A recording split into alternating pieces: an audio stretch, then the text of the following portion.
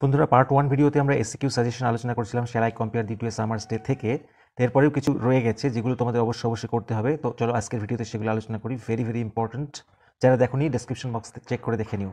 চলো আজকে প্রথমটা হচ্ছে what is the number of this sonnet. তাহলে উত্তরটা কি হবে? The number of this sonnet is কত? 18, তাই না বন্ধুরা?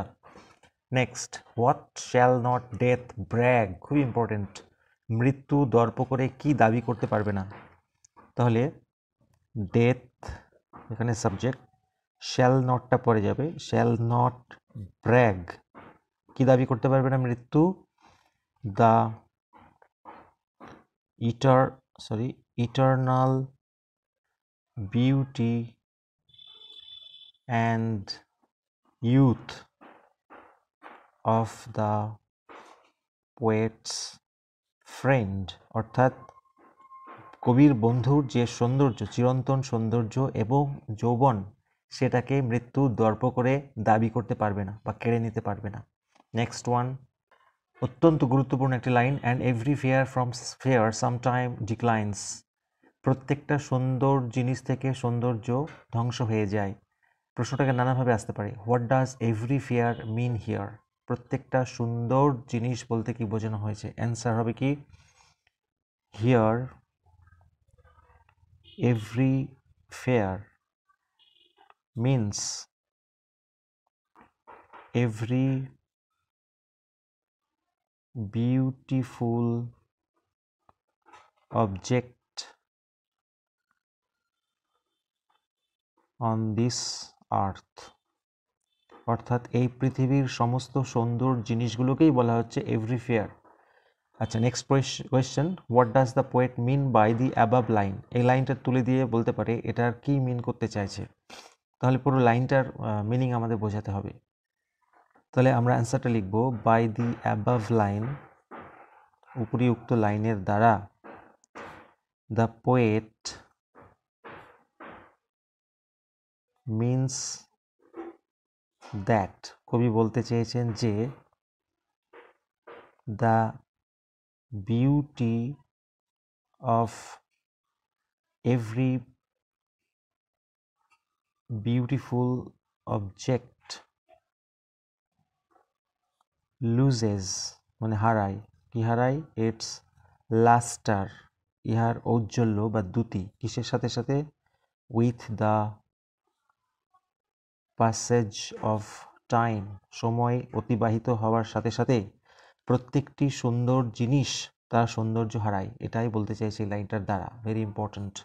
আচ্ছা, এই প্রশ্নটাকে আরেকটু অন্যভাবে আসতে পারে। How does every fair from fair decline, কিভাবে প্রত্যেকটি সুন্দর জিনিস সৌন্দর্য হারিয়ে ফেলে?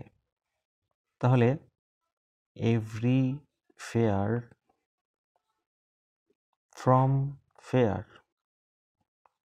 ডিক্লাইন্স, প্রত্যেকটি সুন্দর জিনিস থেকে সৌন্দর্য ডিক্লাইন করে, হারিয়ে যায়, নষ্ট হয়ে যায়। কিভাবে?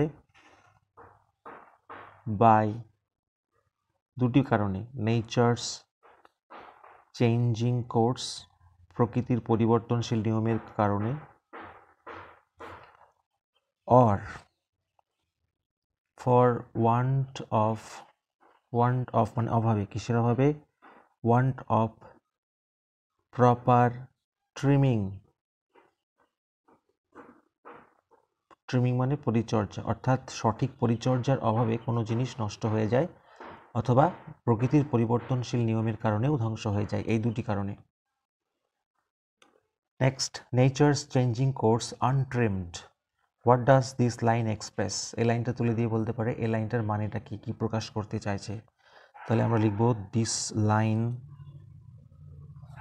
সাজেস্টস বা এক্সপ্রেসেস, যেহেতু প্রশ্নে এক্সপ্রেসেস আছে আমরা এটা করব, this line expresses that nature keeps on changing, অর্থাৎ প্রকৃতি সবসময় পরিবর্তন হতে থাকে, and nothing can interrupt it, আর এটাকে কেউ বাধা দিতে পারে না। লাস্ট কোয়েশ্চেন বন্ধুরা, what are the positions that the poet's friend owes, অর্থাৎ কোন কোন সম্পত্তিগুলো বা কোন কোন জিনিসগুলো কবির বন্ধু অধিকার করে। কবিতাটা তোমরা যদি ঠিকঠাক পড়ো তাহলে বুঝতে পারবে। শুধুমাত্র হোয়াটের জায়গায় নামটা লিখে দিলেই হয়ে যাবে। সেটা হচ্ছে beauty and youth are the positions that the poet's friend owes. Beauty মানে সৌন্দর্য এবং ইউথ মানে যৌবন হচ্ছে সেই দুটি পজিশন যেগুলো তার বন্ধুর অধিকারে রয়েছে। তা এই ছিল বন্ধুরা ভিডিওটি। ভালো লাগলে লাইক করো, চ্যানেলে নতুন হলে সাবস্ক্রাইব করো। Thank you so much for watching this video.